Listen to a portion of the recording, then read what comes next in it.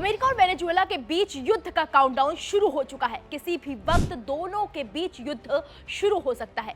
दोनों देशों की सेनाएं अपने हथियार के साथ रेडी टू एक्शन मोड में नजर आ रही हैं। इन सब के बीच एक बहुत बड़ा खुलासा हुआ है।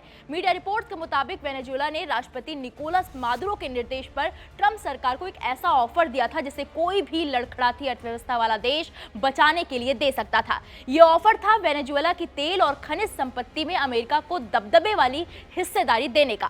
इस ऑफर से अमेरिका की ताकत और बढ़ जाती, लेकिन अब संकेत साफ दिख रहे हैं कि अमेरिका ने इस लालच को रिजेक्ट कर दिया और अमेरिका जो कदम उठा रहा है उससे कभी भी वेनेजुएला पर हमले का खतरा बना हुआ है।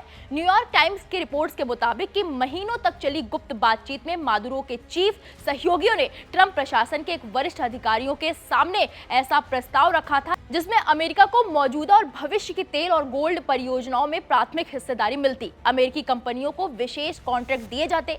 चीन की ओर जा रहे तेल को अमेरिका की तरफ मोड़ने का वादा भी किया था। इतना ही नहीं, मादुरो चीन, ईरान और रूस की ऊर्जा और खनन कंपनियों के साथ अपने समझौते कमजोर करने या समाप्त करने तक के लिए तैयार थे। ये कहना गलत नहीं होगा कि ये ऑफर लगभग मादुरो सरकार के राजनीतिक भविष्य की कीमत जैसा था, लेकिन ट्रंप की सरकार ने इस ऑफर को ठुकरा दिया और हाल ही में वेनेजुएला के साथ कूटनीतिक बातचीत भी खत्म कर दी। उसी समय अमेरिकी बयानबाजी में मादुरो को नार्को टेरर कार्टेल कहने का सिलसिला भी तेज हो गया। साथ ही कैरिबियन सागर में अमेरिकी युद्धपोतों की तैनाती बढ़ गई। वहीं अमेरिकी बलों ने वेनेजुएला से ड्रग्स लाने के आरोप में नावों पर भी हमले शुरू कर दिए। अब युद्ध का सबसे बड़ा संकेत सामने आया है। दुनिया के सबसे बड़े aircraft carrier USS Gerald Ford को कैरेबियन भेज दिया गया है। अगर एयरक्राफ्ट कैरियर की बात करें तो वो किसी बाहुबली से कम नहीं है। इस पर 4000 से ज्यादा नौसैनिक तैनात हैं और दर्जनों लड़ाकू विमान मौजूद हैं। ये तैनाती ऐसे समय में हुई है जब अमेरिका के अधिकारियों ने सबके सामने